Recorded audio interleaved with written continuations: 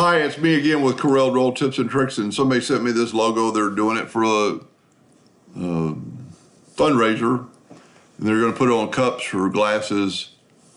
It's going to be so little that I reduplicated it like in 2 minutes, and I got pretty close. I could maybe tweak it a little bit more.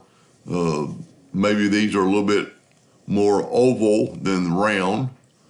But I thought I'd just share for them how to do it, and then you might pick up on something. So I just use Arial font.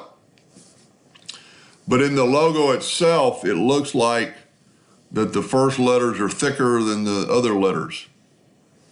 So what you do is you just take your font tool and go backwards and hit bold. Now the first part of the health is a little bit thicker than the other. It's pretty close to Arial. So close that you wouldn't have to do anything. But the font does have a circle and the T is different than an Arial. And you could search some more fonts, but let's just make this thing look more like it. So we're gonna go Control K to break it apart. And then we're gonna go up here to Object and break it, convert it to a curve. And then go to Object and break the curve apart so we can get to this dot. And then we're just going to draw a circle however big we think we want it. Fill it with black, take away the outline. Take away, and what you could do to make sure it's perfect, you could left click, right click, and then take this and actually left click, right click, and just put it in the center of that dot. And then get rid of the square by hitting it in, if you don't know if it's square or not, and then fill it in. I just nudged it into oblivion somewhere. It's right there. And like, if you can, well, I must have deleted it. So then the T is a little bit different. And you can see the T's flat and shorter, and it's actually offset a little bit. I didn't offset it in mine. Well, it is. That's the Arial T part. But let's just do the same thing, is convert this to a curve.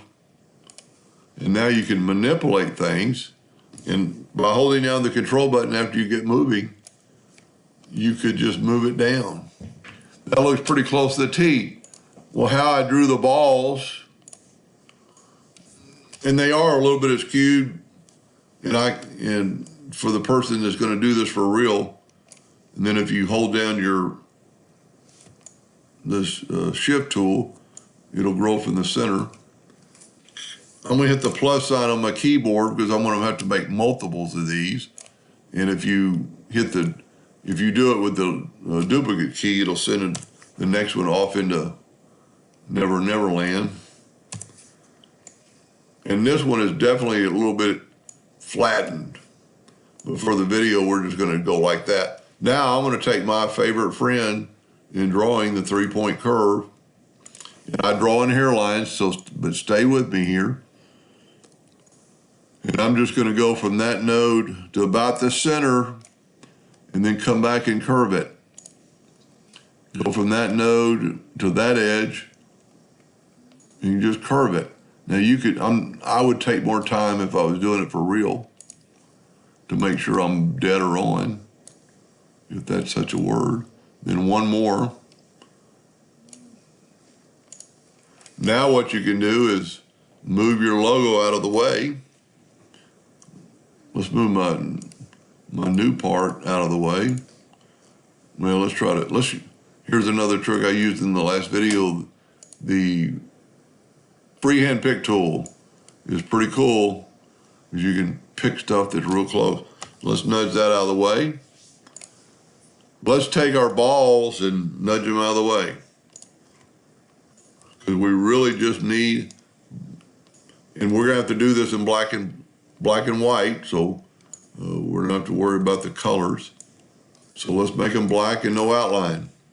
Now on these, double click on your pen tool, and this is Corel 2020 and it's not working. So go over here to your pen tool and turn it into like 4 points 8 points, and then make them black, and then nudge them over to your balls. And the only other thing, it looks like in the real logo that this is thicker and goes down to thinner, and even on that one, so you could adjust that. And also you can see, since I took my outline away, my lines don't meet anymore, but you can tweak them. Now, how to make that line thicker here, go up to Object and convert it to an object. Now that's now it's an object and not a line. And you can make it a little bit thicker. So it looks like it's going from thick to thin. But then just check because we don't have an outline anymore, we're not as close as we were. And whenever you're doing something like this for a cup, run it on a piece of wood, a scrap piece of wood, and then look closer at it. Just so you think you got it, and you might not. But anyway, that's how I would do it. And I think it's pretty spot on to this one. Anyway, I hope that helped a little bit. Thank you for watching.